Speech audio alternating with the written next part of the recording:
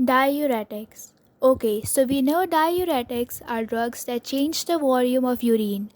We can remember it as they change the urine volume, its pH, and ionic concentration of both urine and blood. These drugs are used in cases of edema, hypertension, heart failure, and many other uses which we will cover under specific types. In this video, we will be covering thiazides, loop diuretics, potassium sparing diuretics, carbonic anhydrase inhibitors, and osmotic diuretics.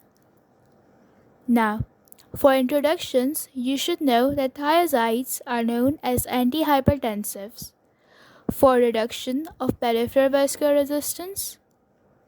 They are also called dose-sparing diuretics, which means such drugs have a rapidly flattening dose effect curve and increasing the dose won't improve its effectiveness.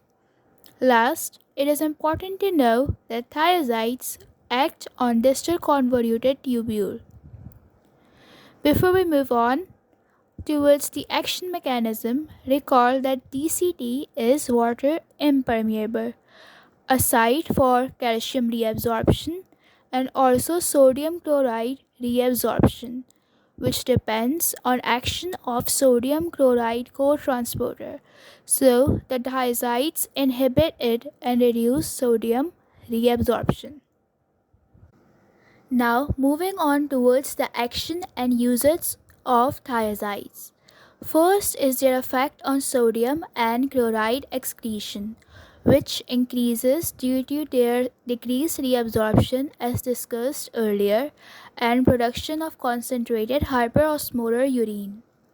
Second is decreased calcium excretion by promoting calcium reabsorption in the DCT, which makes it possible to treat hypercalciuria, inhibiting calcium oxalate stone formation. Third is its action in reducing peripheral vascular resistance by relaxation of arterial smooth muscle.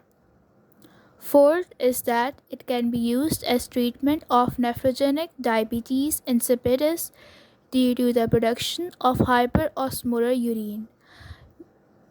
They are used in treatment for hypertension and heart failure. Okay, on to the complications. First, we have hypokalemia, the most frequent one.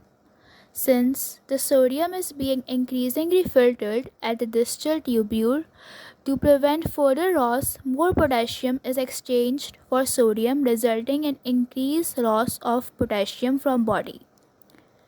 This can be prevented by monitoring its serum level, use of potassium supplements, a combination with potassium sparing diuretics, and low sodium diet.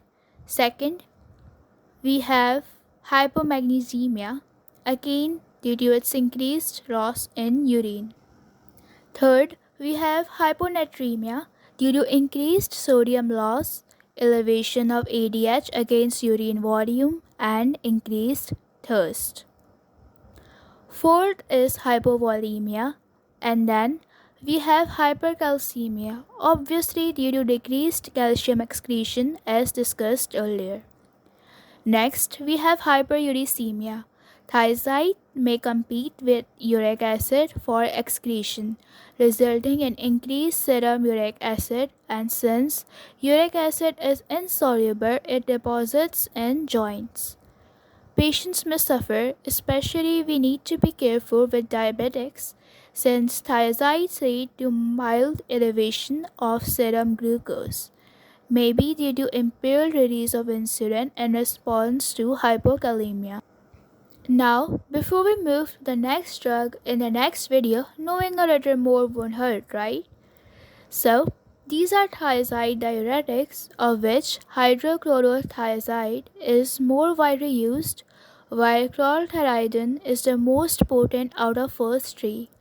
Chlorothalidin, indapamide, and metolazone are referred to as thiazide-like diuretics because they lack the characteristic benzothiazide chemical structure. Chlorothiazide has low per oral bioavailability as compared to others and is the only thiazide given intravenously. Thiazides have prolonged half-life 10 to 15 hours and are excreted unchanged in urine except in dopamine, which is excreted both in urine and bile due to its hepatic metabolism and is quite potent as well. That's it for this video. Make sure to like, share and subscribe and join me in the next part covering loop diuretics.